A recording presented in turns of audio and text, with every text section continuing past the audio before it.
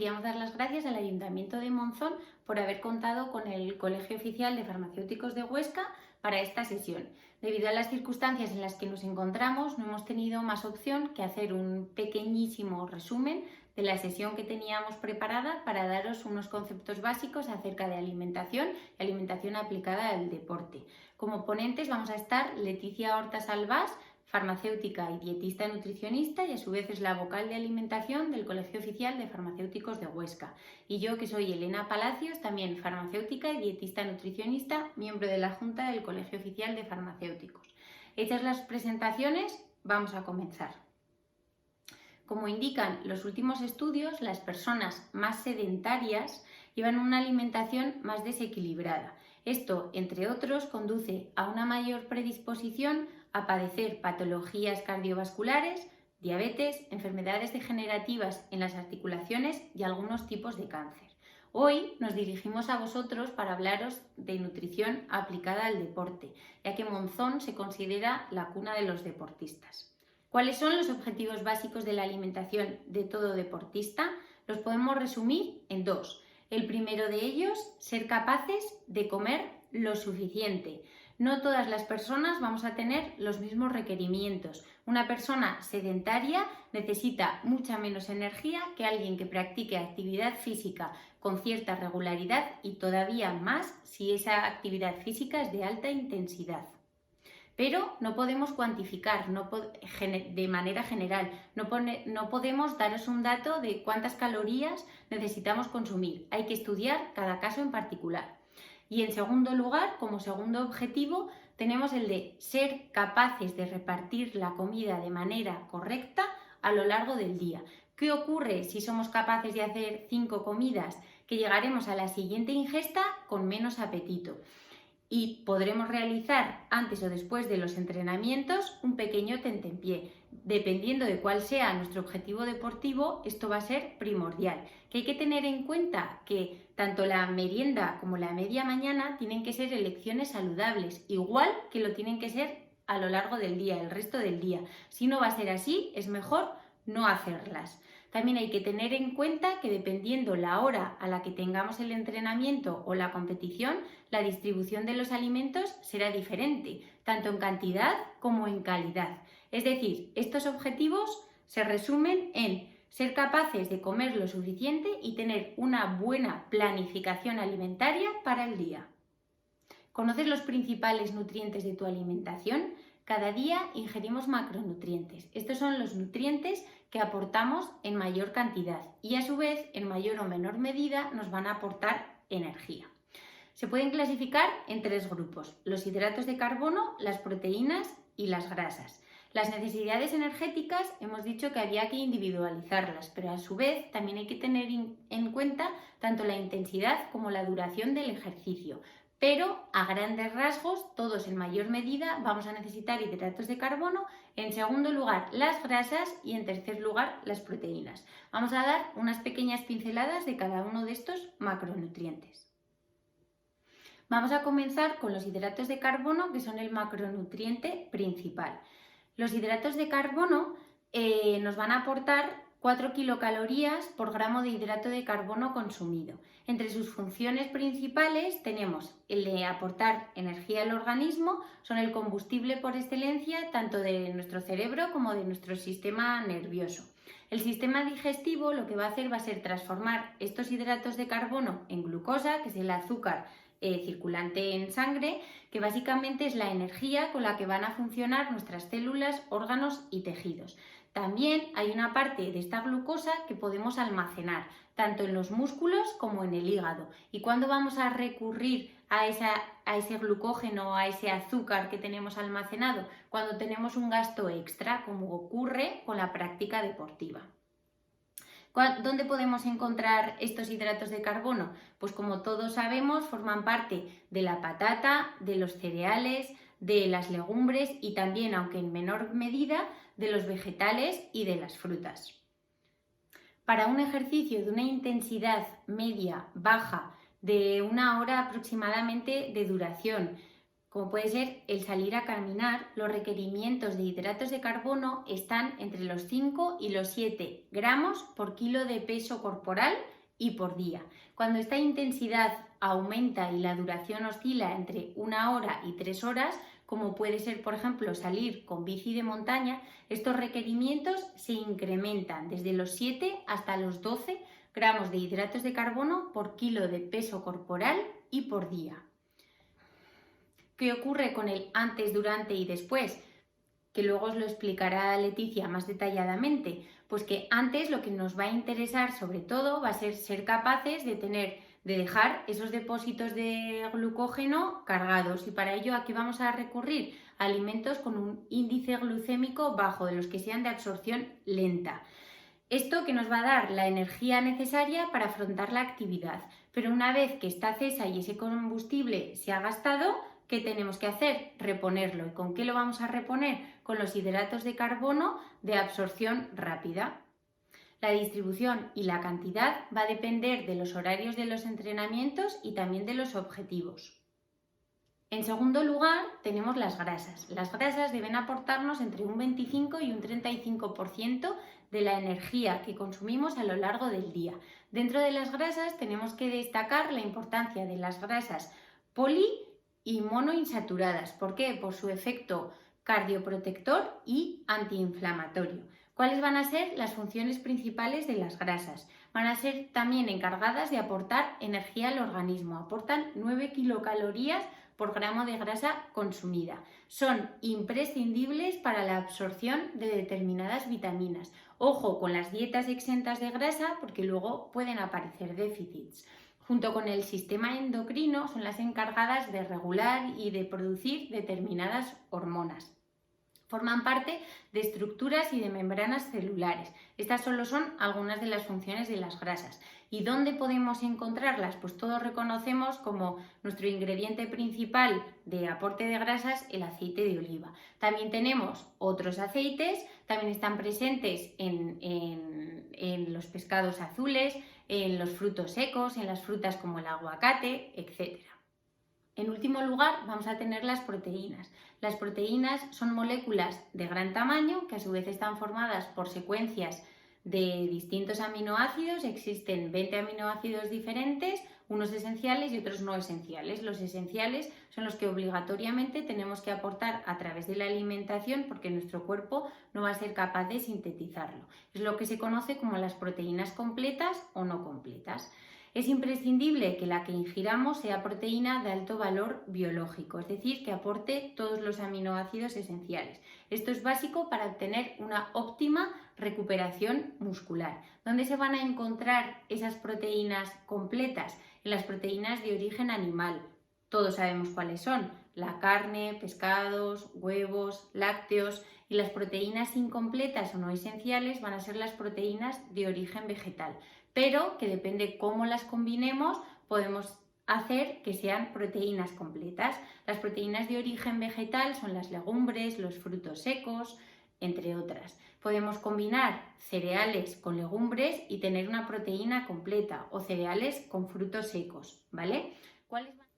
¿Cuáles van a ser las funciones de las proteínas? Las funciones de las proteínas se pueden resumir en una función estructural, es decir, forman parte de músculos, tendones, piel, uñas. También forman parte de nuestro sistema inmunitario. Imprescindible una óptima ingesta de proteínas para que ahora también nuestro sistema inmunitario se encuentre en estado de alerta. Funciones metabólicas, funciones hormonales, de transporte, enzimáticas, etc. Son innumerables las funciones de las proteínas. Los requerimientos de proteínas van a depender de nuestra edad, de nuestro estado de salud. Luego, distintas etapas de la vida también pueden tener esos requerimientos incrementados, como puede ocurrir durante el embarazo y durante la lactancia. Pero para la población general, los requerimientos oscilan en los 0,8 gramos de proteína por kilo de peso y por día, lo cual se traduce en ingestas de 40 o 60 gramos. También este aporte de proteínas va a depender de la actividad física que realicemos. Para actividades de resistencia, esa ingesta se incrementa hasta los 1,2 y 1,4 gramos de proteína por kilo de peso y por día. Y en cambio, para los ejercicios de fuerza o de potencia se puede incrementar hasta los 1,7 gramos de proteína por kilo de peso y por día. Se ha visto que ingestas superiores o en torno a los 2 gramos no muestran beneficios, es más, incluso pueden resultar perjudiciales para la salud. También hay que tener en cuenta que los hombres tienen unos requerimientos superiores a las mujeres, es decir, aparte de la edad y nuestro estado de salud, el sexo también va a determinar la ingesta de proteínas necesaria. Ahora va a continuar mi compañera Leticia Hortas. Hola a todos, como os ha comentado Elena, soy Leticia Hortas y os voy a comentar algunos aspectos importantes en la nutrición deportiva. Por un lado, quería resaltar la importancia de cumplir los requerimientos que os ha comentado Elena sobre macronutrientes, que son los hidratos de carbono, proteínas y grasas. Pero también me gustaría resaltar la importancia de cumplir con la ingesta de micronutrientes, que son otro tipo de nutrientes también fundamentales para nuestra salud y para el correcto funcionamiento de nuestro organismo. Antes de meterme de lleno con los micronutrientes, me gustaría hablaros del agua. El agua es fundamental, introducirla en nuestra vida diaria, y sé que todos bebemos agua, pero quizás no las cantidades necesarias. Es importante asegurar un correcto estado de hidratación para tener un buen estado de salud. Y creo que la nutrición deportiva debería de empezar por la salud. Debemos de construir primero un estado de salud óptimo y a partir de allí ir hilando un poco más fino para conseguir una estrategia nutricional deportiva perfecta y siempre individualizada a cada deportista. Pues bien, después de comentar esto, me voy a meter con los micronutrientes. Los micronutrientes son un grupo de nutrientes que necesitamos ingerir en pequeñas cantidades. Así como los macronutrientes, como dice la palabra, los necesitamos en grandes cantidades, los micronutrientes son nutrientes fundamentales y que necesita nuestro organismo para poder funcionar correctamente, pero los necesitamos en cantidades pequeñas. Para comenzar, me gustaría comentaros el grupo de las vitaminas del grupo B. Principalmente las más importantes a nivel deportivo son la niacina, que es la vitamina B3, y la vitamina B6, ya que participa en el metabolismo de los hidratos de carbono y en la síntesis proteica, de ahí su importancia a nivel deportivo. Por otro lado, es muy importante la ingesta de ácidos grasos omega 3. Los ácidos grasos omega 3 tienen un potente efecto antiinflamatorio, lo cual va a favorecer nuestro estado de salud, pero también va a favorecer o contrarrestar el efecto inflamatorio que hay veces que puede producir determinadas actividades deportivas en nuestro cuerpo. Además, los ácidos grasos omega 3 nos van a ayudar a evitar futuras lesiones, lo cual es importante a tener en cuenta, ya que siempre que se evite una lesión, pues bueno, es más importante. La vitamina D participa en el correcto funcionamiento del sistema inmune, por tanto también es fundamental introducirla en nuestra alimentación, nuestro día a día. También la vitamina D, como sabéis, es importante para nuestra salud ósea, por tanto deberíamos de garantizar una buena concentración de vitamina D en sangre. Otro aspecto importante, otro nutriente importante sería el hierro. El hierro es fundamental en cualquier deportista y en cualquier planificación dietética. Para un deportista ha de asegurarse la ingesta adecuada de hierro, ya que, como sabéis, muchos deportistas suelen sufrir anemia y es algo que debemos evitar. Por tanto, hay que asegurar la ingesta de hierro. Sí que es verdad que tenemos que prestar especial atención en mujeres deportistas y en pacientes de riesgo. La vitamina C es otro de los micronutrientes fundamentales para la nutrición deportiva, ya que es un potente antioxidante y muchas veces la realización de actividad deportiva lleva consigo un estrés oxidativo en el cuerpo que debemos de revertir con antioxidantes. La vitamina C está presente en frutas cítricas como la naranja, el limón, la mandarina, etcétera, pero también en fresas, en kiwi, en pimiento rojo. Al final está presente en muchos alimentos que podemos tomar con facilidad e incluirlos en nuestro día a día. También la vitamina C es importante porque favorece la formación de colágeno desde el interior, por tanto es importante también para nuestras articulaciones que sufren a veces tanto en algunos tipos de deporte. Y también es importante la vitamina C porque también está implicada en el proceso del sistema inmunitario, por tanto también va a ayudarnos a tener las defensas activas y fuertes.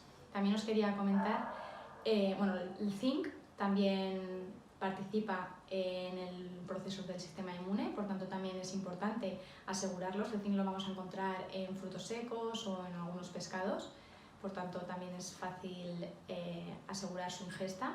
Y por último quería nombrar el magnesio y el potasio. El magnesio y el potasio son dos minerales importantes en la contracción muscular, por eso tienen vital importancia en la nutrición deportiva.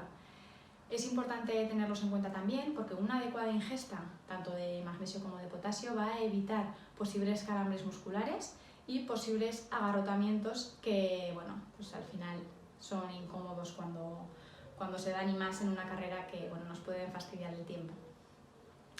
Hablando de carreras, cuando tenemos una competición o cuando estamos entrenando, es importante tener en cuenta 3 etapas fundamentales dentro de cualquier evento deportivo.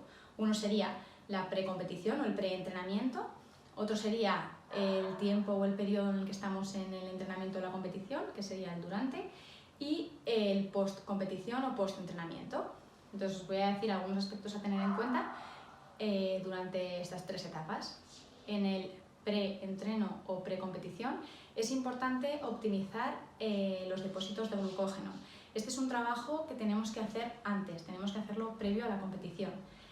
Habría que diseñar una estrategia nutricional para poder hacer la carga de hidratos de carbono previa a ese día de competición.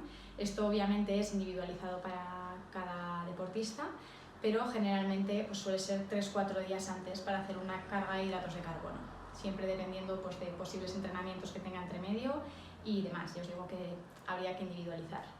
Otro aspecto a tener en cuenta es el estado de hidratación. Como os comentaba antes, el agua es fundamental y llegar con un estado de hidratación óptimo a una carrera o a un entrenamiento es fundamental para asegurar el rendimiento durante el mismo. El rendimiento deportivo va a depender mucho del estado de hidratación, no solo de la carga de hidratos o los depósitos de glucógeno que tengamos antes. Y también hay que tener en cuenta la hora de entrenamiento o el horario de la competición. O sea, siempre hay que adaptar el cuerpo y las tomas a esos horarios. Por ejemplo, no es lo mismo tener una maratón a las 7 de la mañana que otro tipo de carrera a las 4 de la tarde. O tampoco es lo mismo entrenar a las 6 de la mañana en ayunas o a las 11 de la mañana o a las 6. O sea, cada persona tiene sus horarios y es importante adaptar y ajustar sus tomas al tipo de trabajo que tenga, a los horarios y demás, porque cada persona va a tener unas posibilidades. También es importante el día de una competición tener en cuenta los horarios para poder pautar las tomas previamente. Vale. Luego también hay que tener en cuenta durante la carrera, es fundamental aportar la energía necesaria que el deportista va necesitando. Eso también va a ser individualizado y hay que trabajarlo siempre antes. Yo no os recomiendo probar el día de la carrera un gel nuevo o un isotónico nuevo, porque puede produciros molestias digestivas que no son agradables. Entonces, durante la práctica deportiva o durante el entrenamiento habría que aportar la energía necesaria, que también es individualizada dependiendo del tipo de carrera, dependiendo de la duración del evento deportivo, también hay que tenerlo en cuenta. Entonces, esta energía se podría administrar en forma de geles, en forma de barritas energéticas, o también se podrían hacer barritas energéticas caseras con los propios alimentos. Todo sería individualizarlo en función de los gustos de cada deportista.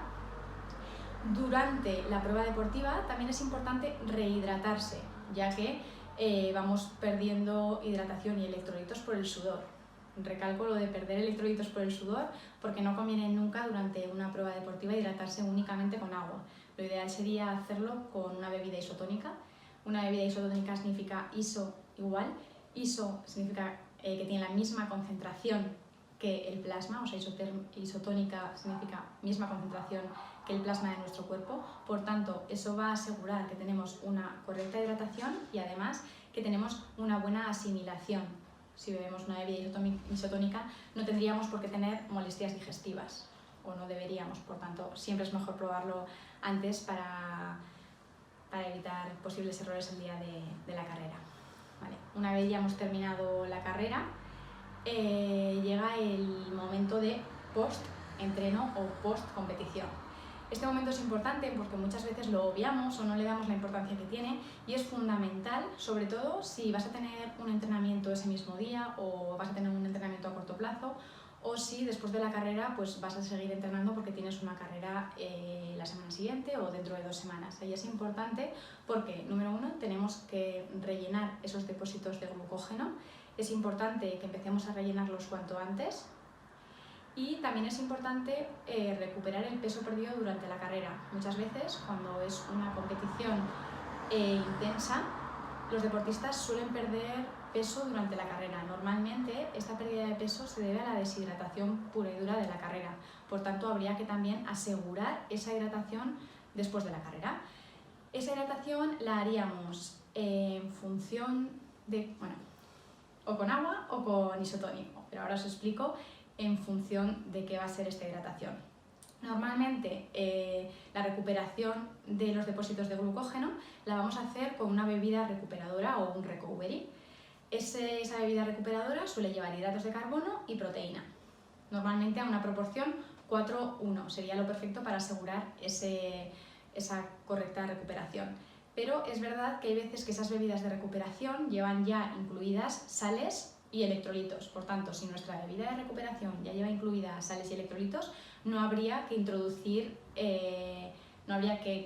complementarlo con un isotónico, podríamos complementarlo directamente solo con agua. Sin embargo, si nuestra bebida recovery no tiene electrolitos ni sales, sí habría que suplementar con un isotónico. Bien, la bebida de recuperación lo ideal es que aporte de 1 a 1,5 gramos de hidrato de carbono por kilo de peso del deportista y 0,3 gramos de proteína por kilo de peso del deportista. Esto sería lo ideal para rellenar los depósitos de glucógeno y para comenzar un anabolismo proteico, o sea, un anabolismo muscular.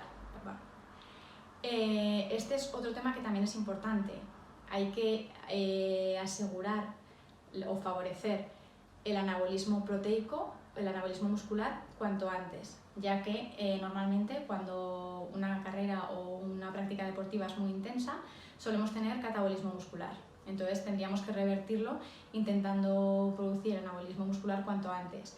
Esto es una ventana que se abre, digamos, nada más terminar la carrera, y lo ideal sería que durante las primeras 2 horas o a las 2 horas de la carrera tomásemos ya una comida sólida.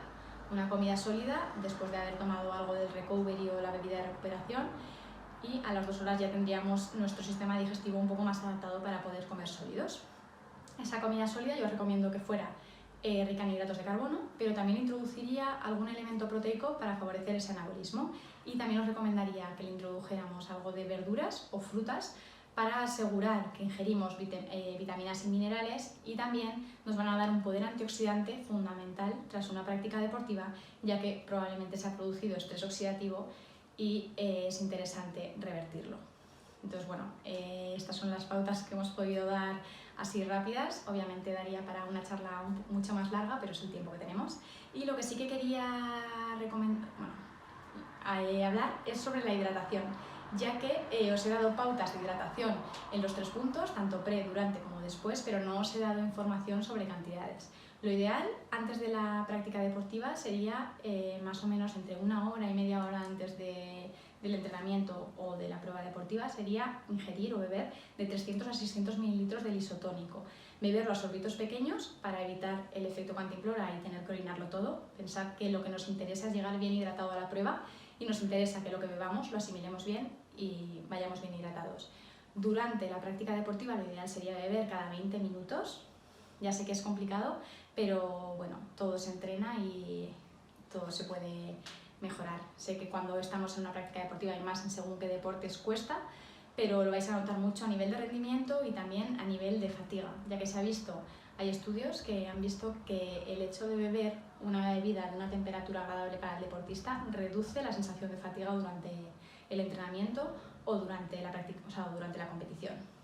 Y por último, después de la práctica deportiva o del entrenamiento, lo fundamental es rehidratarse y asegurar asegurar estar 100% hidratado, ya que allí no hay problemas digestivos ni demás.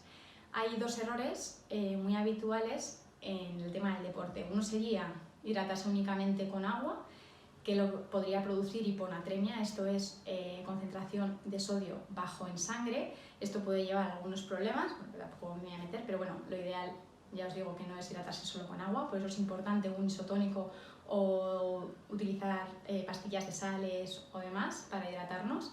Y el otro error es que cuando terminamos una práctica deportiva, muchas veces vamos a celebrarlo con nuestros amigos, nuestros compañeros de equipo o demás, con una cerveza. Muchas veces creéis que la cerveza es un buen recuperador, pero siento deciros que no es un buen recuperador. De hecho, tendríais que evitar la ingesta de cualquier bebida alcohólica después de hacer deporte, ya que va a favorecer todavía más esa deshidratación y va a evitar que tengáis una adecuada recuperación, va a retrasar mucho más la recuperación. Por tanto, mi recomendación es, una vez terminéis de realizar deporte o de terminar una competición, tengáis en cuenta principalmente que lo importante en ese momento vuestro es rehidrataros adecuadamente y rellenar los depósitos de glucógeno, y ya una vez tengáis aseguradas esas dos premisas, ya bueno, hagáis lo que queráis, ahí ya no me meto. Así que bueno, muchas gracias por estar allí al otro lado, y también agradecer al Ayuntamiento de Monzón el haber contado con el Colegio Oficial de Farmacéuticos de Huesca y haber contado con Elena y conmigo. Y nada, muchas gracias y un abrazo.